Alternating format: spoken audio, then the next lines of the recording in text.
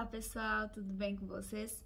Na aula de hoje a gente vai relembrar um pouquinho sobre empuxo, já que a gente está falando de fluidos, vimos nas últimas aulas as forças que agem em superfícies submersas, a gente pode também expandir esse conceito para conhecer as forças que agem em corpos submersos, né? Então, aplicando os conceitos de forças que agem em superfícies submersas, a gente vai encontrar uma expressão para avaliar o empuxo, né, que age sobre um corpo que está dentro de um fluido, né, seja ele parcialmente imerso ou totalmente imerso, né, naquele fluido. A gente vai ver algumas condições especiais e depois eu aconselho vocês a fazerem alguns exercícios que eu vou sugerir.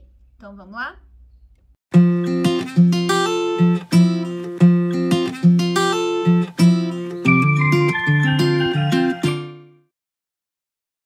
Vamos lá, então, falar um pouquinho sobre empuxo.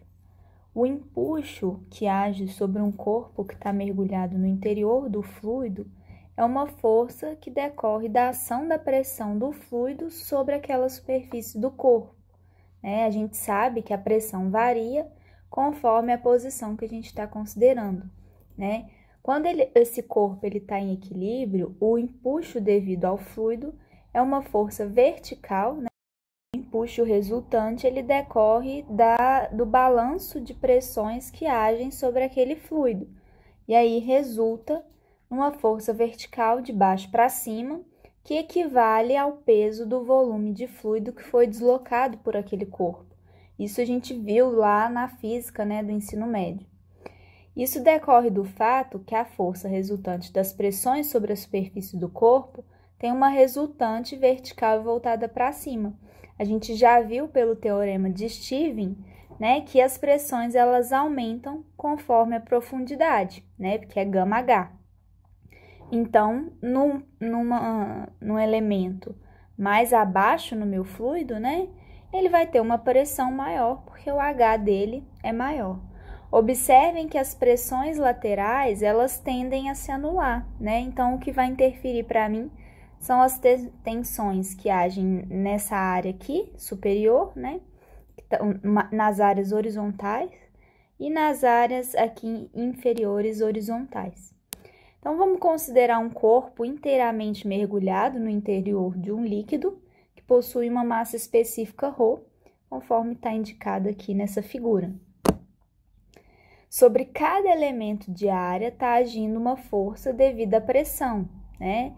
Essa força tem intensidade crescente à medida que a profundidade aumenta e vai ser sempre perpendicular à superfície do corpo. As componentes das forças voltadas para baixo são menores do que as componentes das forças voltadas para cima.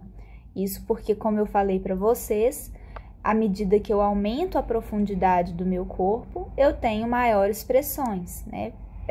Pressão é γh. Quanto maior o H, maior a pressão. A resultante das componentes verticais vai resultar na força empuxo vertical voltada para cima e a gente chama essa força, né, de empuxo. Bom, então, como eu falei para vocês, as componentes horizontais das forças devem se anular, que eu tenho a mesma coisa que eu tenho do lado de um lado, eu vou ter do outro, se o corpo está em equilíbrio. Caso contrário, eu vou ter forças que tendem a girar o corpo, né? Então, nós vamos considerar que elas se anulam. Então, considerando o objeto totalmente imerso no líquido estático, eu vou tomar um elemento de fluido nesse objeto. Então, eu tenho aqui em cima uma área dA, na qual age uma pressão P1, e eu tenho aqui embaixo uma área dA, na qual age uma pressão P2. Tá? Então, a força vertical sobre o corpo, devido à pressão hidrostática, é a força que age na área 1, menos a força que age na área 2, né? Na verdade, é o contrário, porque a gente sabe que a força que age aqui embaixo é maior. Então, para dar um valor positivo, a gente faz força na área 2 menos força na área 1, né? Então, as forças nessas áreas são a integração da pressão ao longo da área horizontal na qual ela age, né? Se eu utilizar, né, P1 menos P2, P2 é gama Z2, P1 é gama Z1, né? Tudo isso multiplicado por DH, D área horizontal. Mas se eu tenho H vezes DAH, eu tenho o próprio volume do corpo. Isso aqui, né, é dvol. Mais integral de dvol é o próprio volume. Então, eu fico que a força de empuxo é gama vezes o volume, né? Essa equação, então, nos fornece a força líquida vertical decorrente da pressão, e ela é positiva para cima, né? Sobre um corpo que está totalmente submerso. No caso de imersão parcial, um corpo ele desloca um volume de líquido com peso igual ao peso do corpo. Então, os corpos eles podem estar mergulhados totalmente ou parcialmente. Quando o corpo está parcialmente mergulhado no fluido, parte da sua superfície se encontra fora do fluido e, portanto, essa superfície não estará sujeita a forças decorrentes da pressão do fluido, né? Já se o corpo está totalmente mergulhado, todo elemento de área superficial do corpo fica sujeito a uma força devido ao contato do fluido com as paredes do corpo, e aí é o caso que a gente viu. Então, geralmente pode-se identificar 3 tipos de força que agem em corpos em contato com fluidos. As forças decorrentes da pressão, e aí a gente vai chamar de empuxo, né? A força peso decorrente da ação gravitacional e outras forças que podem ser eventualmente presentes, como, por exemplo, a força normal, quando um corpo está em contato com o fundo do recipiente, por exemplo. Então, nós temos aqui 3 condições, né? Uma que o corpo está flutuante, uma que o corpo está totalmente submerso e uma que o corpo está em contato com a superfície do fundo do recipiente, né? Nesse caso aqui, a gente tem que considerar uma força normal vertical para cima, né? Que é a força decorrente da reação de contato aqui entre o corpo e a parede do fundo do recipiente, tá bom? No caso de o corpo ser flutuante, né? Então, o corpo ele está parcialmente submerso. Se ele tiver numa condição de equilíbrio estável, ou seja, né? As forças elas se anulam, né? Ele tem resultante igual a zero. A resultante das forças que agem sobre o corpo ela é igual a zero. E eu tenho forças que agem sobre esse corpo, o empuxo, e eu tenho o peso, né, desse corpo. Então, peso menos o empuxo é igual a zero. Portanto, o peso deve ser igual ao empuxo. O peso eu sei que é massa vezes gravidade. E o empuxo é gama vezes o volume da parte do corpo que está imerso. Então, vezes esse volume aqui, né? Então, o volume imerso do corpo. Então, a gente vai ter que peso é gama do corpo vezes o volume do corpo. E empuxo é gama do fluido vezes o volume do corpo imerso, né? Assim, a gente vai encontrar que o volume imerso do fluido é igual ao gama do corpo dividido pelo gama do fluido vezes o volume do corpo. Nesse caso, o volume imerso é uma parcela do volume do corpo. Para que haja volume emerso, ou seja, né, aquela parte que está fora do fluido, o gama do corpo deve ser menor do que o gama do fluido, né? Ou seja, corpos que têm menor massa específica, ou seja, são mais leves, flutuam em fluidos que possuem uma maior massa específica, são mais pesados. No caso do corpo estar totalmente imerso no fluido, porém em equilíbrio estável no meio da massa fluida, o equilíbrio de forças novamente nos permite escrever que o peso é igual ao empuxo. Só que agora o empuxo ele decorre do volume total que está imerso, né? Então, o volume total do corpo.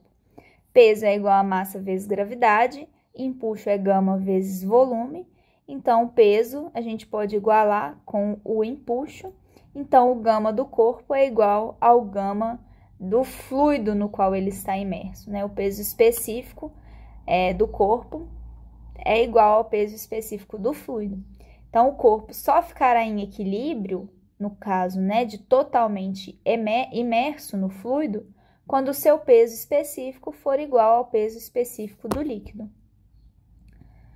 No caso do corpo estar em equilíbrio, completamente imerso no fluido e no fundo do recipiente, vai aparecer uma outra força vertical e a gente vai chamar a força N, né, que é o peso aparente.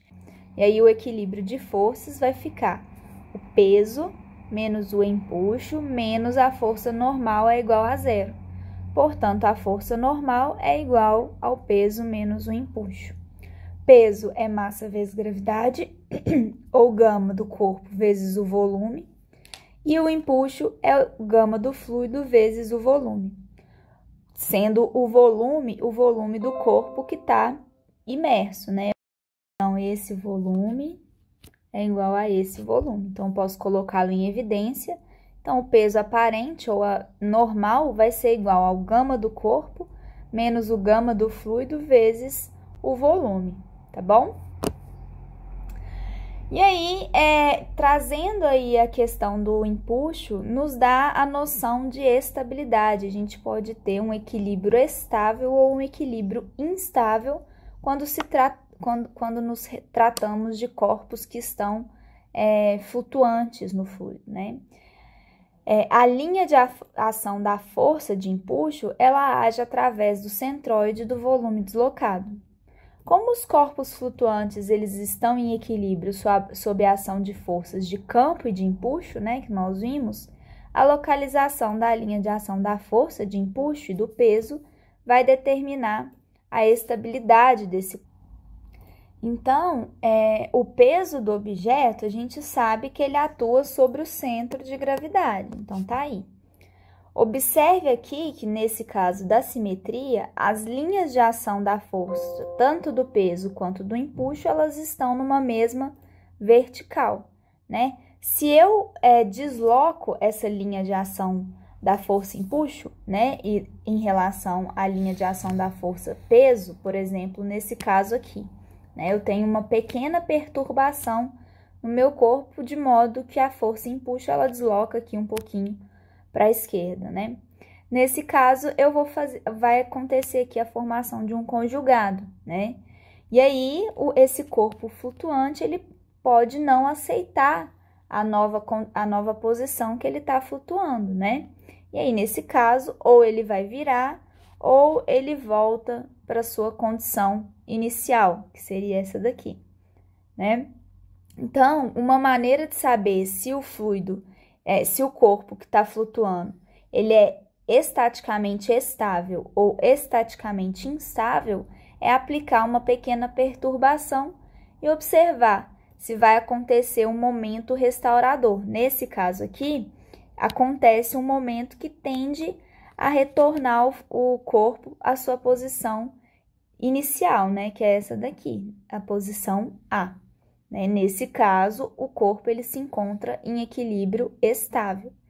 Caso contrário, né, vai haver a formação de um momento de viragem, né? A minha perturbação provoca aqui um desequilíbrio entre as forças peso e forças de empuxo que tendem a girar esse corpo, né? E aí, nesse caso, o corpo ele tá em equilíbrio instável. Bom, pessoal, é isso. Muito obrigada pela sua atenção. Caso você tenha alguma dúvida, é só me procurar.